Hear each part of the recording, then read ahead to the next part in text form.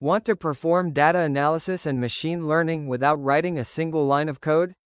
Welcome to Orange. Whether you are a complete beginner or a developer looking to prototype ideas fast, Orange lets you build complete data science pipelines using simple drag and drop tools.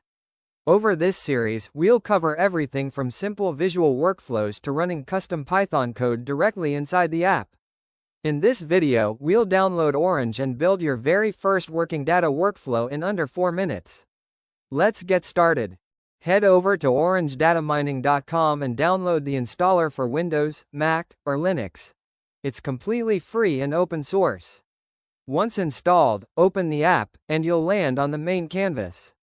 On the left side, you'll see the Widget Dock, divided into categories like Data, Visualize, Model, and Evaluate. Orange runs on 2 core elements: widgets, which process data, and channels, the lines that carry data from one widget to another. Let's build our first pipeline. From the Data tab on the left, click and drag a file widget onto the canvas.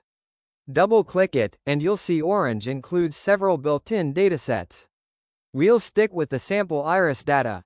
Close that window, then click and drag a line out from the right side of the file widget. Drop it on the canvas and choose Data Table. When you double-click Data Table, you can instantly inspect all your rows, columns, and target classes. Now, pull another connection straight out of the file widget and select Scatter Plot.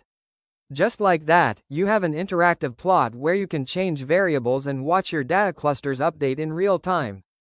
Just like that, you installed Orange, loaded a dataset, inspected the raw numbers, and built an interactive chart.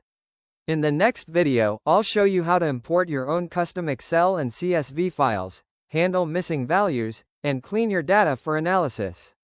Drop a comment if you got your first workflow running, leave a like if this was helpful, and subscribe so you don't miss episode 2.